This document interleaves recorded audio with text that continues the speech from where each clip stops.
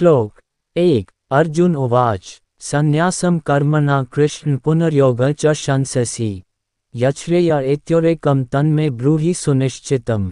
इसका अनुवाद है, अर्जुन ने कहा, हे कृष्ण, पहले आप मुझसे कर्म त्यागने के लिए कहते हैं और फिर भक्तिपूर्वक कर्म करने का आदेश देते हैं।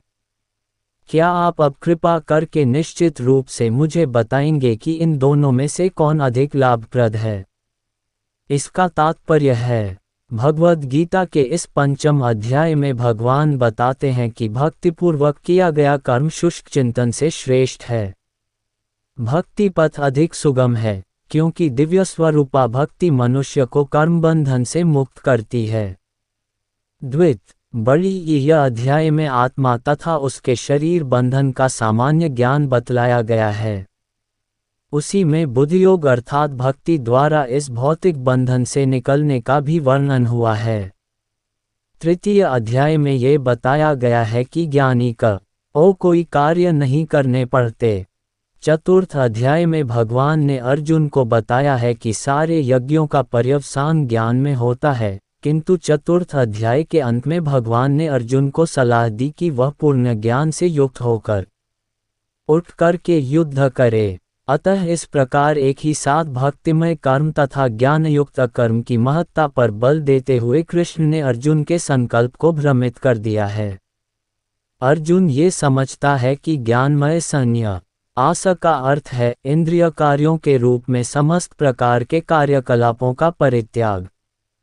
किंतु यदि भक्ति योग में कोई कर्म करता है तो फिर कर्म का किस तरह त्याग हुआ? दूसरे शब्दों में, वह ये सोचता है कि ज्ञानमय संन्यास को सभी प्रकार के कार्यों से मुक्त होना चाहिए, क्योंकि उसे कर्म तथा ज्ञान असंगत से लगते हैं। ऐसा लगता है कि वह ये नहीं समझ पाया कि ज्ञान के साथ किया गया कर्म बंधनकारी न होने के कारण अकर्म के बड़ी ही तुल्य है। अतएव वह पूछता है कि वह सब प्रकार से कर्म त्याग दे या पूर्ण ज्ञान से युक्त होकर कर्म करे।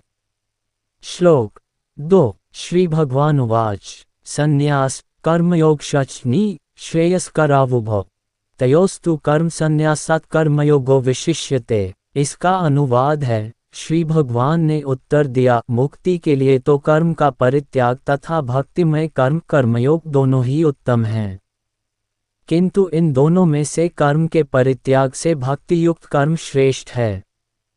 इसका तात्पर्य है, सकाम कर्म इंद्रिय तृप्ति में लगना ही भवबंधन का कारण है। जब तक मनुष्य शारीरिक सुख का स्तर बढ़ाने के उद्देश्य से कर्म करता रहता है, तब तक वह विभिन्न प्रकार के शरीर और में देहांतरण करते हुए भवबंधन को बनाए रखता है। इसकी पुष्टि भागवत में इस प्रकार हुई है, नून प्रमत कुरुते विकर्म यदिंद्रिय प्रीत्या आपृणोति न साधु मन्ये यत आत्मनोयम सन्नपि क्लेशदास देह पराभवस्तावद बोधजतो यावन् जिज्ञासत आत्मतत्त्वम् यावत् क्रियास्तावदिदं मनो वै कर्मात्मकं यान् शरीर बंध एवं मन कर्मवशं प्रयुङ्क्ते अविद्ययात्मन्युपाधीयमाने प्रीतिर्न यावन्मयि वासुदेवे न मुच्यते देहयोगेन तावत्। लोग इंद्रिय तृप्ति के पीछे मत हैं। वे यह नहीं जानते कि उनका क्लेशों से युक्त ये शरीर उनके विगत सकाम कर्मों का फल है। यद्यपि यह शरीर नाशवान है, किंतु ये नाना प्रकार के कष्ट देता रहता है। अतः इंद्रिय तृप्ति के लिए कर्म करना श्रेयस्कर नहीं है। जब तक मनुष्य अपने असली स्वरूप के विषय में जिज्ञासा नहीं करता, उसका जीवन व्यर्थ रहता है। और जब तक वह अपने स्वरूप को नहीं जान लेता, तब तक उसे इंद्रिय तृप्ति के लिए सकाम कर्म करना पड़ता है, और जब तक वह इंद्रिय तृप्ति की इस चेतना में फंसा रहता है, तब तक उसका देहांतरण होता रहता है। भले ही उसका मन सकाम कर्मों में व्यस्त रहे और अज्ञान द्वारा प्रभावित हो, किंतु उसे वासुदेव की भक्ति के प्रति प्रेम उत्पन्न करना चाहिए।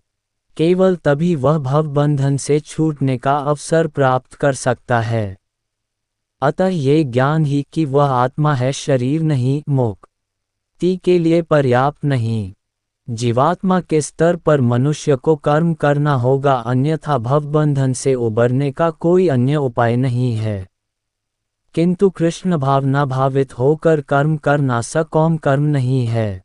पूर्ण ज्ञान से युक्त हो कर किए गए कर्म वास्तविक ज्ञान को बढ़ाने वाले हैं। बिना कृष्ण भावनामृत के केवल कर्मों के परित्याग से बद्ध जीव का हृदय शुद्ध नहीं होता। जब तक हृदय शुद्ध नहीं होता तब तक सकौम कर्म करना पड़ेगा।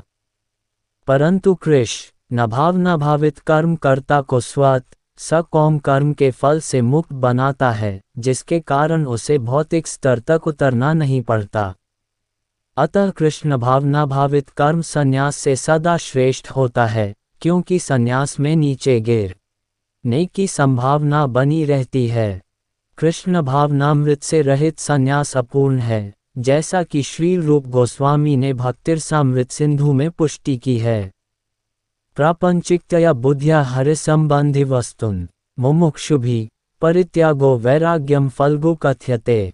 जब मुक्तिकामी व्यक्ति श्री भगवान से संबंधित वस्तुओं को भौतिक समझकर उनका परित्याग कर देते हैं, तो उनका संन्यास अपूर्ण कहलाता है।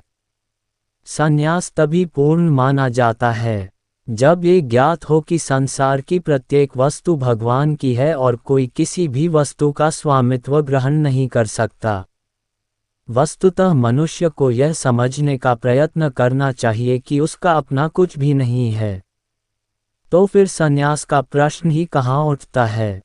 जो व्यक्ति यह समझता है कि सारी संपत्ति कृष्ण की है, वह नित्य सन्यासी है।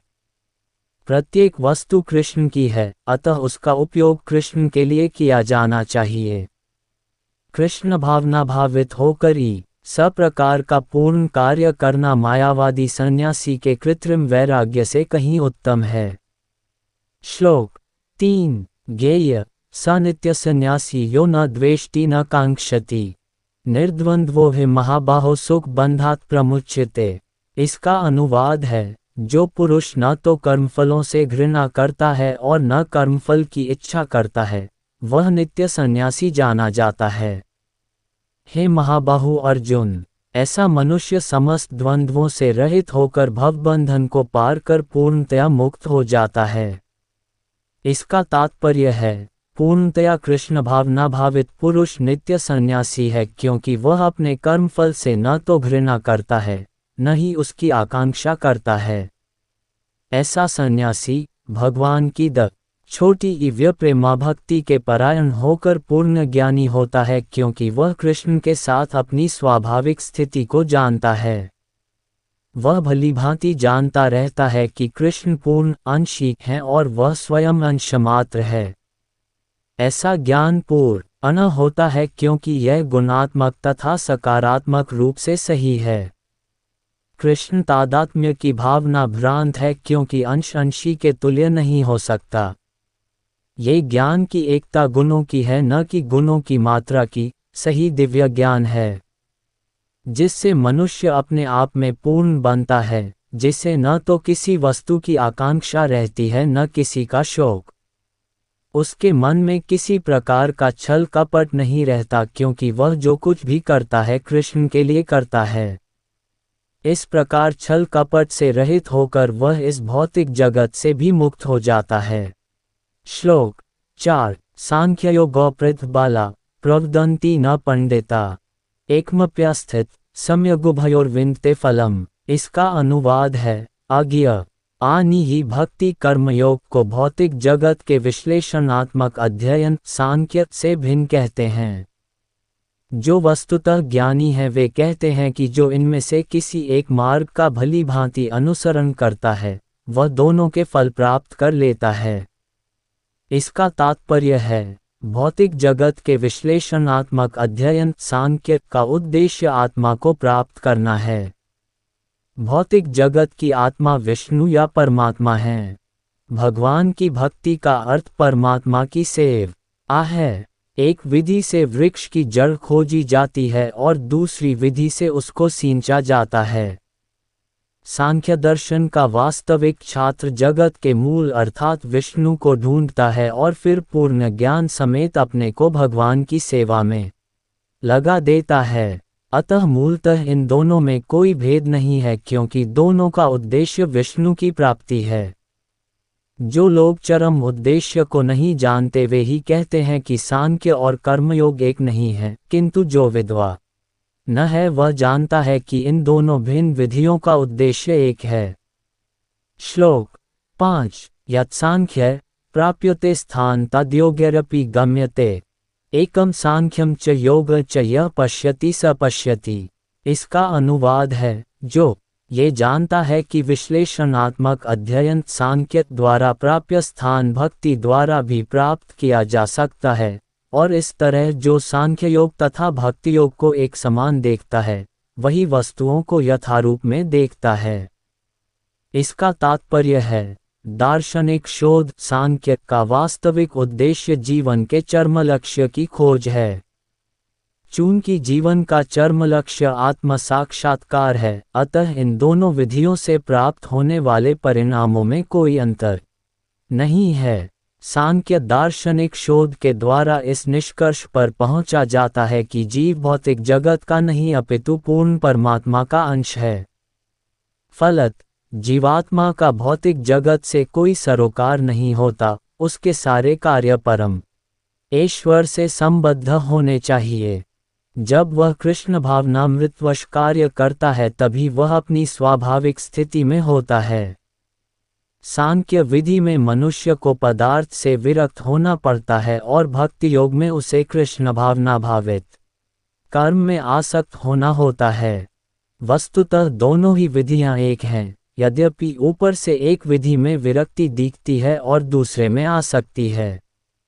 जो पदार्थ से विरक्ति और कृष्ण में आसक्ति को एक ही तरह देखता है, वही वस्तुओं को यथारूप में देखता है।